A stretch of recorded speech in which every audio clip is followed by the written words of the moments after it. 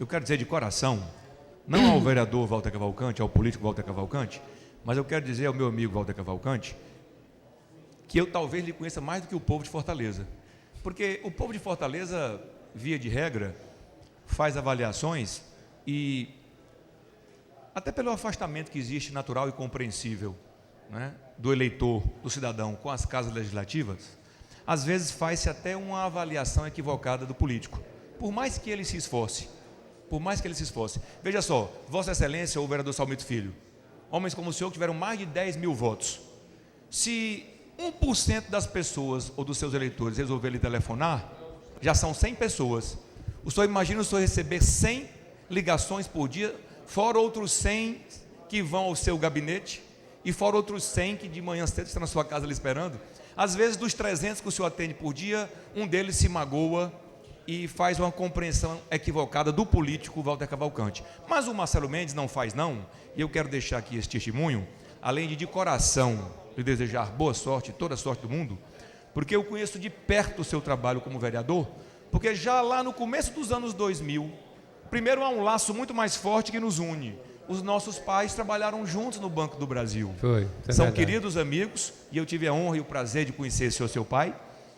Eu conheço o seu trabalho ainda no ano de 2000, 2001, 2002, quando tive a oportunidade de estar à frente da Regional 6, e nunca em nenhuma das oportunidades que Vossa Excelência me procurou foi para algo que não o bem comum, fosse uma ligação, ou uma luz, ou um calçamento, ou um asfalto, ou a oportunidade de inclusão em moradia popular das comunidades que Vossa Excelência sempre representou e a cada eleição representa um número maior. Eu quero dar esse testemunho para lhe dizer, não só que tenha boa sorte, independentemente da sua votação, mas quero lhe dizer que Vossa Excelência eleito, e eu torço por ela, Fortaleza terá verdadeiramente um representante na Câmara Alta.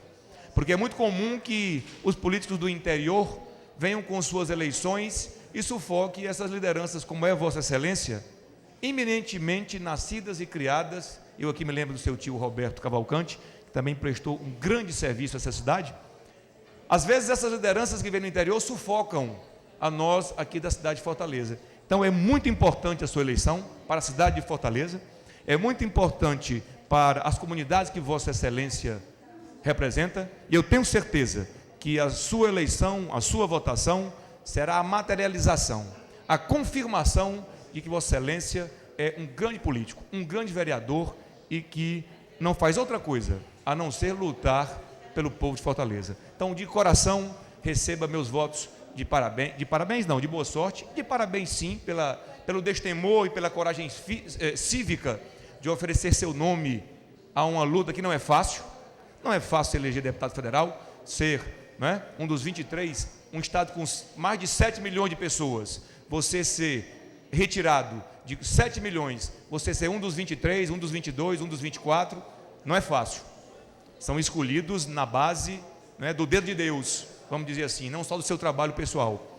Então, nesse sentido, parabéns pela sua decisão e muito boa sorte. No que seu humilde amigo puder, conte comigo.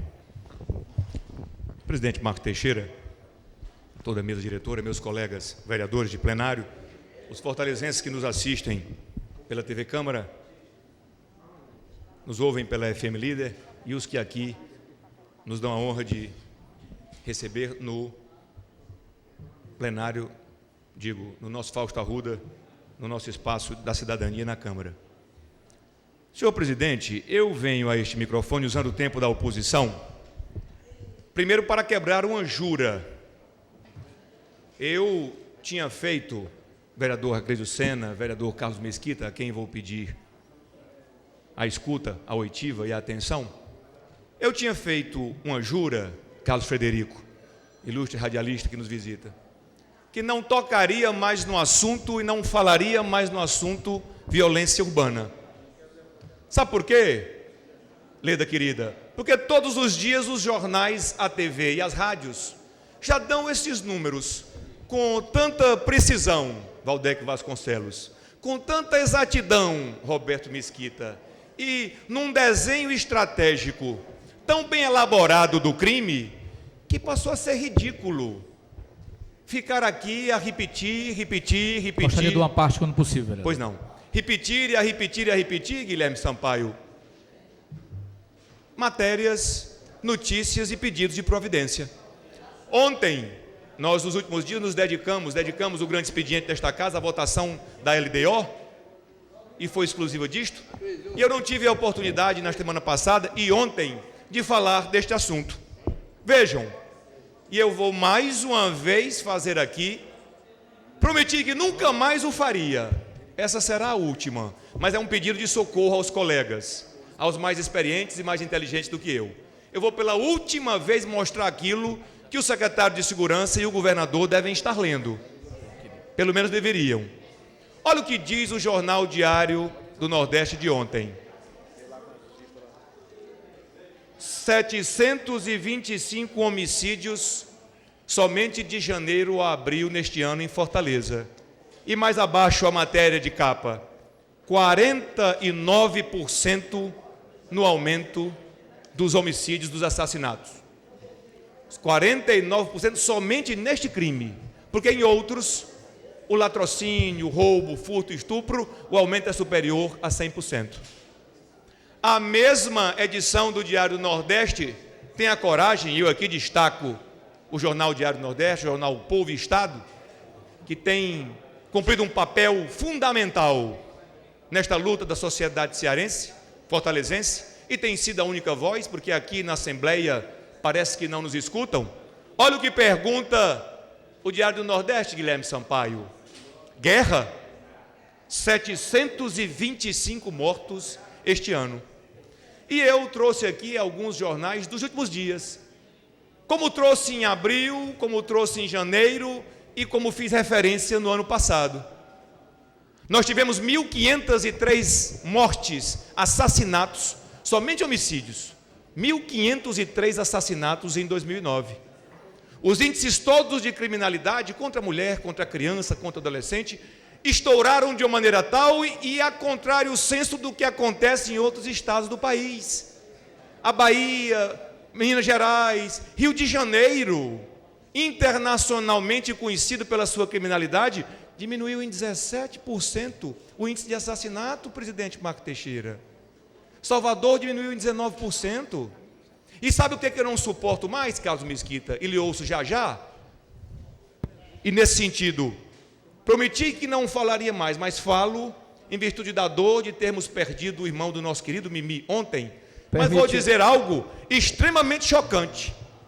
O irmão do Mimi tinha mesmo era que morrer. Era para morrer mesmo. Tem nada de estranho nisto. Eu, meus parentes, meus pais, os senhores vereadores, os senhores fortalezenses, a missão e a obrigação dos senhores, Carlos Mesquita e Leonel Alencar, que é presidente da nossa Comissão de Seguridade Social, Segurança Pública, nossa obrigação é morrer mesmo. Sabe por quê? Também do Jornal Povo, olha aqui, o que é que o secretário de Segurança diz, quando, inclusive ele é um homem corajoso, teve a coragem de ir ao enterro de um policial da DENARC que foi assassinado quando perseguia traficantes. Aliás, faço referência aqui ao delegado, ex-delegado da DENARC, doutor César Wagner, que fazia um grande trabalho, aí foi mandado esconder o homem lá no Cumbuco, ele e outros, porque, vejam só, apresentava a figura e a face e a fronte de bandidos, de assassinos, o que não pode, não é possível, porque você denigre a honra do bandido e do assassino, não é? E não é digno que, de fato, né, nós, as TVs, o rádio, o jornal, pratique tamanha inconstitucionalidade. Né? Mas veja, ao presenciar, ao comparecer ao enterro do policial, ele ouviu dos outros policiais palavras de ordem, vaias, de revoltas, e quando o jornal O Povo foi perguntar a ele o que ele achava, sabe o que ele disse? Palavras dele. O que aconteceu com o inspetor é um problema da vida moderna. Estamos com registro de 5 homicídios nesse final de semana, e até a noite de hoje devem ocorrer mais 3. Está nas estatísticas.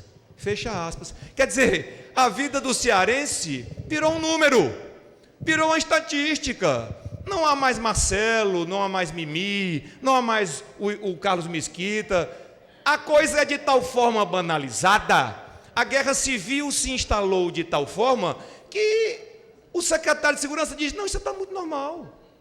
Ele morreu, mas morrem 5 por dia, só resiste de 2, daqui para meia-noite morrem mais 3. Está resolvido. Pelo amor de Deus, a que ponto nós chegamos? Eu não sei, na última fala minha a esse respeito, eu disse que tentaria fazer, não é, um movimento, falei até em usar luto, pulseiras, tentei sensibilizar, mas eu não sei mais o que fazer e peço ajuda ao povo de Fortaleza, aos colegas vereadores, a quem pensa violência. O vereador Leonel Alencar já convidou 2 vezes e esta casa aprovou a vinda, o convite ao secretário de Segurança para vir aqui conversar sobre segurança pública. Desista, vereador Leonel Alencar. Ele vem para cá fazer o quê? Dizer o quê? Essas atrocidades? Para vir para cá dizer isso, não precisa não, deixe ele lá trabalhando. Mas ele já disse que em dezembro vai embora. Amém. Amém. Que Deus lhe ouça. Só que morrerão mais 700 cearenses até dezembro, porque nós ainda estamos em maio. Aliás, morrem mais de 700. Morrem 850, pela estatística dele. Eu não sei mais. Deixa eu ler a parte A, vou lhe ouvir, e para dizer por final, que eu vou procurar, é o que meu último suspiro de energia e força pode fazer por este assunto. Eu vou procurar amigos, companheiros, advogados, já fui membro da comissão de ética, quando o presidente era meu querido amigo Paulo Quezado, já fui presidente da comissão de ética da OAB. Eu vou procurar os queridos amigos Cândido Albuquerque, Paulo Quezado, vou procurar Cleiton Marinho, Francisco Cleiton Pessoa de Queiroz Marinho, eu vou procurar um grupo de advogados, eu vou procurar Feliciano de Carvalho Júnior, e eu vou começar a estudar a possibilidade, Carlos Mesquita e presidente Marco Teixeira, de solicitar uma intervenção federal no estado do Ceará. Vereador? Não só há essa solução, porque nós não podemos permitir que o Ceará continue assim a ser assassinado. E você sabe, Ilhoso, presidente, pelo amor de Deus e da vida do cearense, me permita um minutinho só, para concluir e ouvir Carlos Mesquita.